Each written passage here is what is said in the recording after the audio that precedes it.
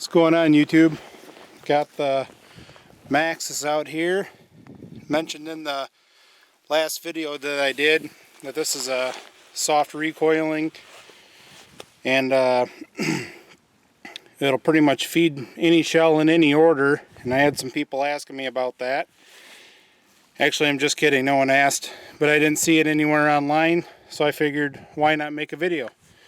So what I'm going to do is I've got a right here, this is a 2 3/4 number 8 ounce and an eighth, kind of like a trap load. I got a handful of shells here in my pocket. I've got a 3.5. This is a ounce and 3/8 a BB, and it's a Winchester Expert. I'm going to cycle this first, and to be honest, I don't hardly ever shoot 3.5 except for on turkey, and this was an old goose load, and you can probably see there at the very end of it here where the crimp is. I found this in my truck and it's kind of jacked up, so I'm going to feed that first and hopefully it cycles. And then I've also got a 3-inch that I'm going to be putting through there. And these are what I primarily shoot. This is a Remington Sportsman, ounce and 3/8, number 2, and this is a 3-inch, 1,300 feet a second. So I'm going to go ahead and load this up, and I'll show you kind of another neat feature of the Browning. I know the old A5s did it. I think the new A5s do it, and the Maxus does it. Lock your bolt back, and you can actually take your shell. Here's your 3.5, and when I feed it into the magazine tube, it's automatically going to divert it up here to into the chamber to be fired. So let's go ahead and give that a feed this in there. There we go. That's fed in there. Let's go from a 3.5. We'll skip down to a 2 3/4, and then let's go ahead and throw that 3-inch in there. So there you go. It'd be 3.5, 2 3/4, then a 3-inch. Not in order, and we shouldn't have any problem cycling any of it. And then also this will be good just so you guys can see how the recoil is on the gun. Like I said, the gun's really soft shooting. So all right, step back here and you guys can have a look. Here we go. 3.5, 2 3/4, and then a 3-inch.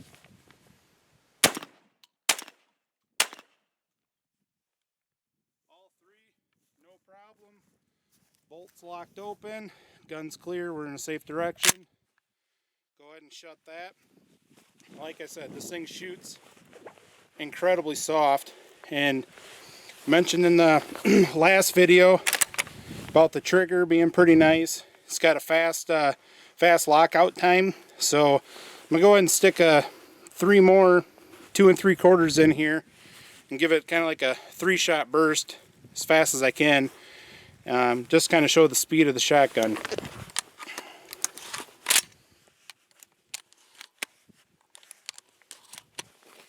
All right, here we go.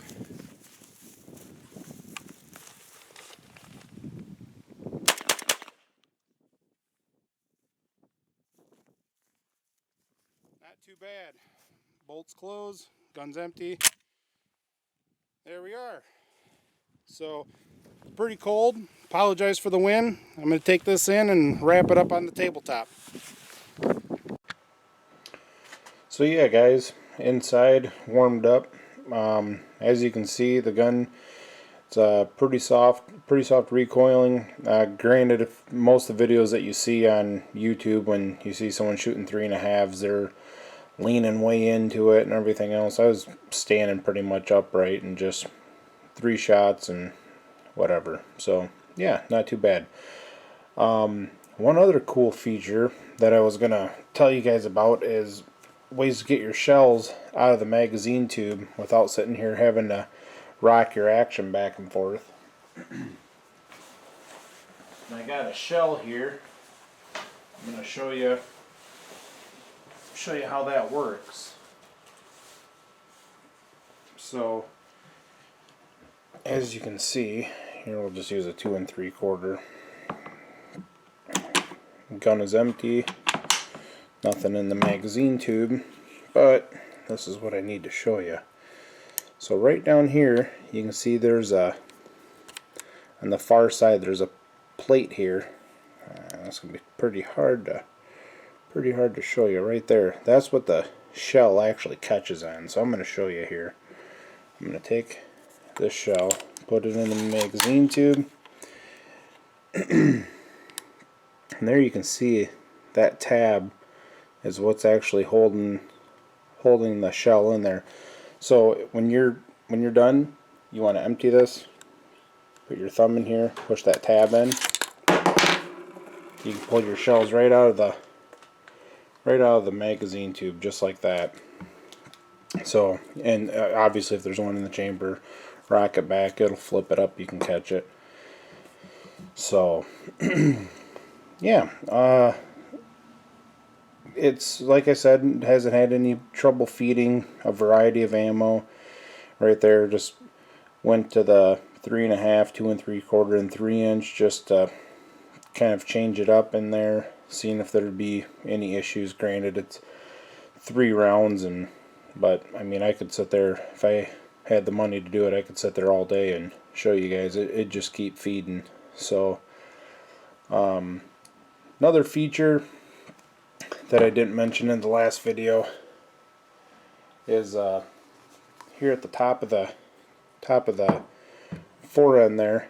This is right here. You can actually hook a sling into that. When you rock this this forward, like I showed, to take it down, that little parrot beak opens. You can put a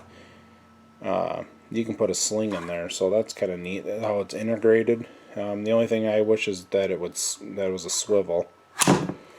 So lock that back down. There we go. So yeah, other than that,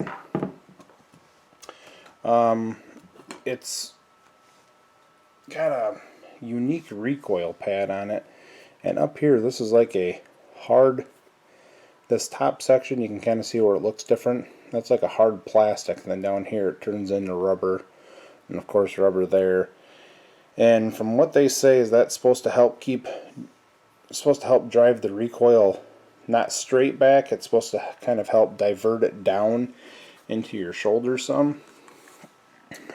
Whether that works or not, I guess I don't know. I don't have any slow motion footage of it working or anything like that, but it seems to feel good on the shoulder. Other than that, there's probably not a whole lot more to say.